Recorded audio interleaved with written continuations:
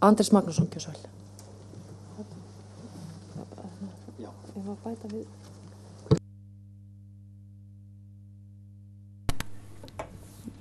Kæri formaður og varaformaður og félagar og þið sem heima sittið og hér aðrir í salnum. Fyrst langar mig að þakka B-nefnd fyrir vasklega vinnu við þessar 70 greinar sem þær nefndin að glíma við. Þetta mikið starf og mér sýnist þið hafa komist mjög vel frá þessu. En eins og alltaf þá tala maður það sem maður vildi gjarnan hafa öðruvísi. Og ég fekk nú þessar tillögur sem sé í fyrradag, seinnipartinn og skrifaði þá athugasemdir sem ég búin að senda nefndinni og ég ætla ekki að fara aftur í hér alls konar svona sparðatinningur og smottir í en ég kom líka með breytingatillögur sem ég langaði þess að rekja. Og þá var það fyrst kafli Alþingi, 16. greinin, skipan skattamála. Þar síðast ákvæðið þannig. Engin skattur verður lagður á nema heimild hafi verið fyrir honum í lögum þegar þau atvik urðu sem ráða skattskyldu. Fyrsta lagi þó mjög erfitt að skilja þessa grein. Ég skil hana þannig að sem sé það megi ekki leggja á skatt nema á þær eignir sem voru til staðar þegar skatturinn var settur. Það er að segja þegar þeir atvik urðu sem ráða skattskyldu. Ef ég til dæmis fer á sjóinn og fyrstu togara og kaup mér einbýlishús og síðan vera lög sett á skömmu síðar, að þá má ekki setja lög yfir þá eignamyndun sem hafði þegar átt sér stað. Þannig skilja þessa grein. Og það virðist vera aðrir sem skilja þessa grein ekki þannig. Þannig hún allavega óljós. Og líka þetta ákvæði kom inn í stjórnarskrána 1995. Það virtist ekki hafa verið þörf fyrir áður. Ég spyr hvaða þörf var í samfélaginu þegar þessi grein kom inn 1995. Ég spyr hvað var að gerast í samfélaginu 1995. Jú, þá var kvótakerfið að festa sig í sessi og þá var verið að byrja að einkavæða bankana og blása út bóluna. Þannig að þetta var mikil fyrirhyggja að setja þetta ákvæði. En vissulega það í sömu löndum vandamál að skattayfirvöld að ásælast fé fólks. Á Íslandi hefur vandamál á undanfarna ár verið einmitt hið öfuga að eignir hafi stórum stíli runnið frá ríkinu, það er að segja sameign landsmanna, til einkaaðila eða til þess að borga töp einkaaðila. Og þetta hefur almenningur upplifað sem þungar byrðir auk þess að særa réttlætiskendans. Sama tilfinningi ríkjandi mestallan heim. Það má ekki gera hugsanlegar endurheimti þessara hluta erfiðari með sér íslenskum íþengjandi stjórnarskrárákvæðum. Því það líka hlutverk stjórnarskrár að tryggja það að óréttlæti geti gengið tilbaka. Og það má ekki bara hafa einhvern ventil þannig að það sé hægt að tappa eigninar frá fólkinu, frá sameigninni til einkaaðila. Það þarf líka að vera einhver leið tilbaka. Og ég hef sem sé, þetta sem sé, já. Og mér langar að benda á það, hérna hef ég skrifað. Ég stendi þess sem ég sagði fundum í morgun, ég skrifaði þetta kvöldið, að í dag ekkert samræmi á Íslandi í dag með þess hversu mikil verðmæti menn hafa skapað fyrir samfélagið og hversu ríkir þeir eru. Ríkir eru hraunkvöðlar, menn sem tóku stöðu gegn íslensku krónunni, kvótaeigendur, kaupendur ríkisfyrirtækja og samvinnufyrirtækja og sjóræningjafyrirtækja sem gerur út á einkaleyfagulöfur. Þannig að það þörf til þess að leiðrétta þetta að ná aftur fé sem ekki hefur skapað nein verðmæti í þjóðarbúðinni. Þannig að það eru 5 ástæður. Í fyrsta lagi, þessi löggjöf leysti engan vanda þegar hún var sett og ákvæðið óljóst og erfitt að skilja það og það eru engin fordæmi fyrir þessu ákvæði í öðrum stjórnarskrám. Ég hef leitað og ekki fundið og ég hef beðið nefndamenn að leita hvort þið finnir þetta hjá öðrum löndum og þeir hafa ekki fundið þetta. Það einhver ástæði fyrir því að þetta eina landi þar sem þetta ákvæði inni. Það kannski vegna þess að á Íslandi dálítið mikið af fé sem rétt væri að ná tilbaka. Þetta hrunverndar ákvæði, verndar ákvæði hrunkvöðlana og það bara engin ástæð þess að hafa eitthvað sér íslenskt ákvæði þar inni. Við erum yfirleitt alltaf að taka upp frá það sem annars staðar. Nema hér erum við að setja eitthvað algjörlega sér íslenskt og ég legg eindriði til að þetta sé tekið út. Þetta var 16. ákvæði. Þá það kafli Alþingi, 17 eignir og skuldbindingar ríkisins. Þar stendur núna Ekki má selja eða láta með öðrum móti af hendi fasteignir ríkisins né afnotarétt þeirra nema samkvæmt heimildum í lögum. Það er ágætis ákvæði. En sala ríkiseigna er viðkvæmt málefni. Mikil einkavæðing ríkisfyrirtækja hefur átt sér stað víða í hinum vestræma heimi á undanförnum árum, einnig á Íslandi. Það er nokkuð misjætt eftir löndum hvernig staðið er að sölu ríkisfyrirtækja. Það er mikilvægt að almenningur treysti því að söluferli ríkiseigna sé sanngjarnt og heiðarlegt. Ég var til dæmis í Búlgaríu og mjög víðar þar sem að ríkisfyrirtæki hafa ekki verið þegar þeir voru seld, eignina dreifðust ekki til alla landsmanna, heldur það fóru bara fyrir lítinn pening á ákveðnar fáar hendur. Það getur grafendan trausti almennings ef ríkisfyrirtæki eru seld einum aðila fyrirfram. Í sömu löndum hefur þess verið gætt að sérhvert hlutabréf í einkavæddu ríkisfyrirtæki er boðið til kaups í kauphöllinni og ræður framboð eftir spurnverði hlutabréfa. Þessi vandlega gætt að þau eru ekki seld í kippum eða ákveðnar aðila fái fyrirfram forgang sem svo kallaði kjölfarfjárfestar. Það er ekki tekinn afstæði til þess hvort hærra verð fáist fyrir eignina með þessu móti. Ávinningurinn fyrst og fremst sá að öllum almenningi stóðu hlutabréfum til boða og að markaðsverð réð verðlagningunni, þannig að almenningu treysti söluferlunni.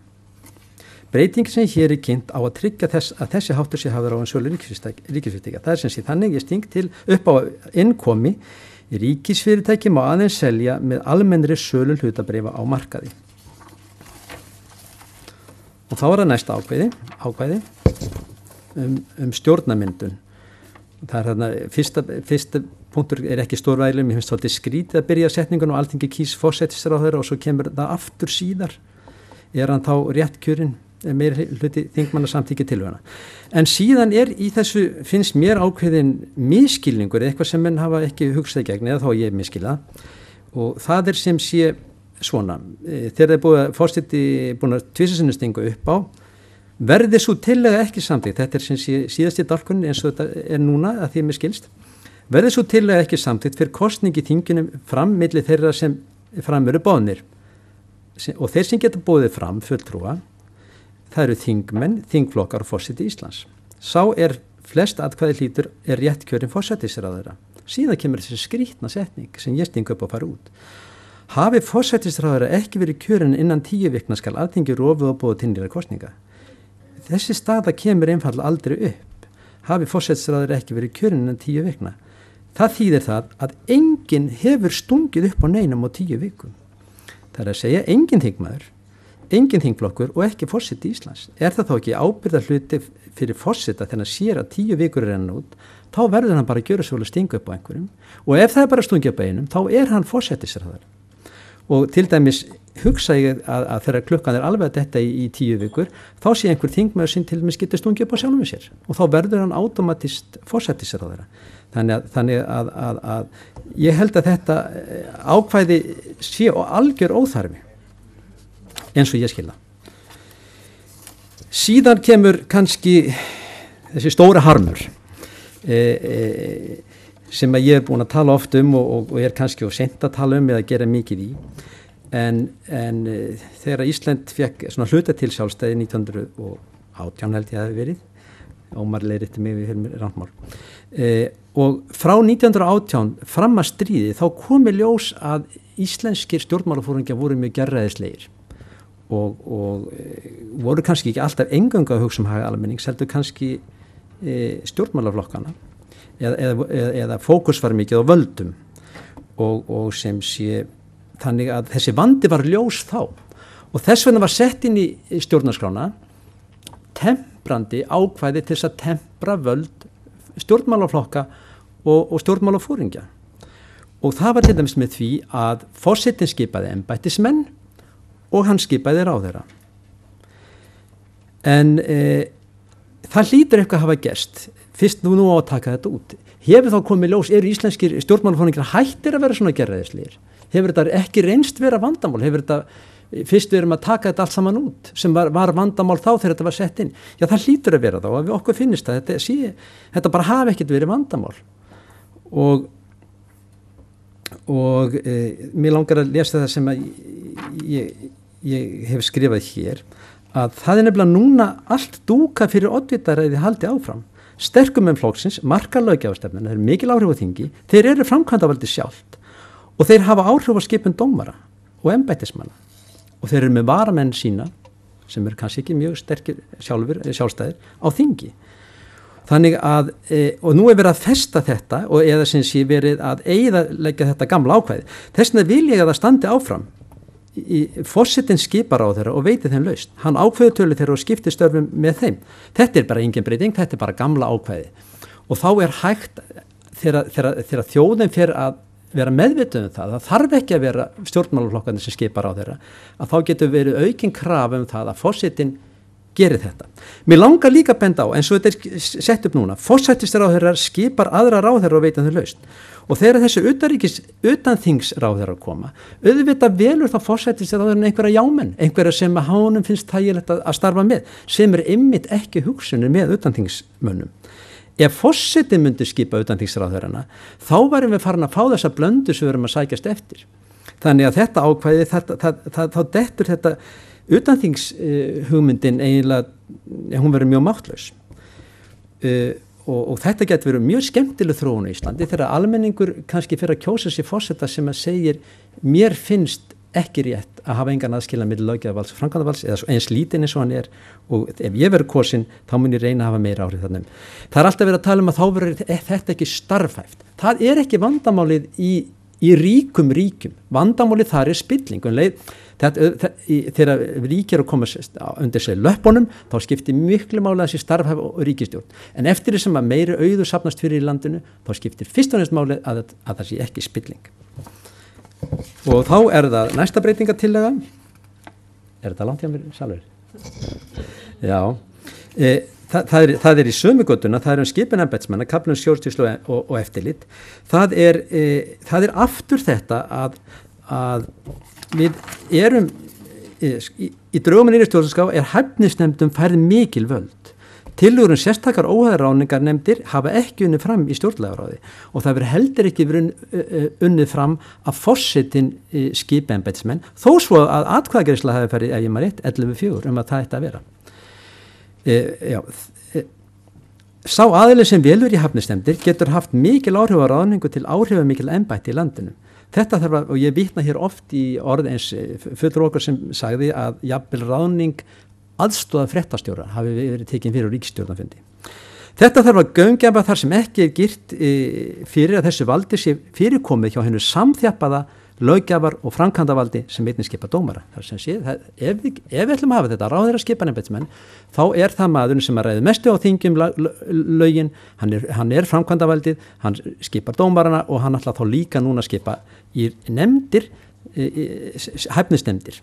Og þess vegna stingi upp á því að það komi inn setning sem segir núna er þetta með lögum skal koma á skipun sem tryggir að hæfi og málefnar sjónarmið ráði við skipun manna í embætti og ég stingi upp á að kemur setning og umsækjendum tryggt hlutleysi og það sé þá þannig að menn geta komið og beðum að þessi maður sé ekki í dómnefndinni eða, já, það er sem sé hægt að áfrýja því eitthvað eins og öllum öðrum stjórnvalds aðgerðum. Takk fyrir.